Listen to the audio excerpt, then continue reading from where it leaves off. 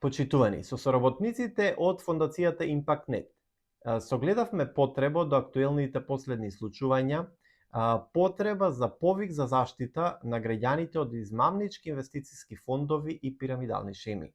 Во последните години тоа се повторува се почесто. Инвестициски фондови согледуваме насекаде, поединци кои нудат брза заработка преку различни шеми што во суштина представува пирамидален модел или нерегулирана финансиска дејност или активност. Ваквите практики доведуваат до сериозни последици. Граѓаните ги губат своите заштеди, немаат гаранција за обештетувања, а довербата во финансиските системи или институции е нарушена.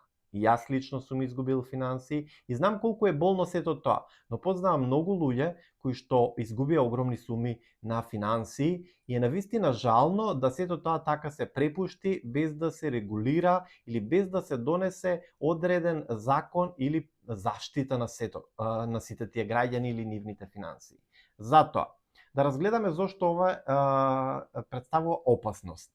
Пирамидалните шеми функционираат на принцип дека новите вложувачи ги плаќаат старите без реален производ или инвестиција.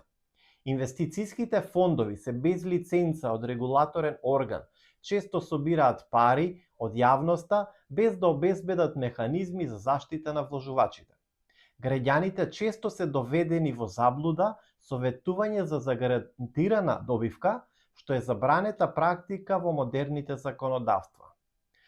Затоа е потреба или постои потреба од законска заштита. За да се заштитат граѓаните, потребно е да се предложи закон за заштита од нелиценцирани инвестиции и пирамидални шеми кои би опфатиле строга забрана и санкции, забрана за рекламирање и нудење финансиски производи и фондови без дозвола од надлежен регулаторен орган како Народната банка или Комисијата за хартија од вредност, кривична одговорност за организаторите на пирамидалните шеми. По 2. Обештетување на оштетените граѓани. Создавање на фонд за обештетување сличен на осигурителниот фонд кој би се финансирал од казни, конфискации на имот на организаторите и процент од регулираните инвестициски фондови. Брза постапка за поднесените пријави и надоместување на дел од изгубените пари. По 3. Јавна транспарентност и едукација. Јавен регистар на сите легални инвестициски фондови и финансиски институции за што граѓаните би имале конкретна информација. Кампањи за информирање на граѓаните за ризиците од брзи пари и нелиценцирани вложувања. По 4.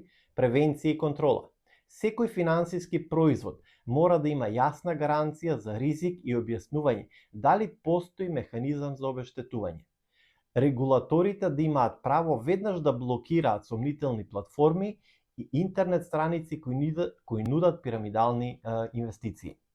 Затоа, во име на Фондацијата Impact.net го упатуваме овој апел и повик да се действува од страна на државата за заштита на граѓаните кои во последните години изгубија преку различни овакви модели инвестициски лажни фондови илјадници евра. Затоа е потребно заштита на граѓаните од измамнички инвестициски фондови и пирамидални шеми.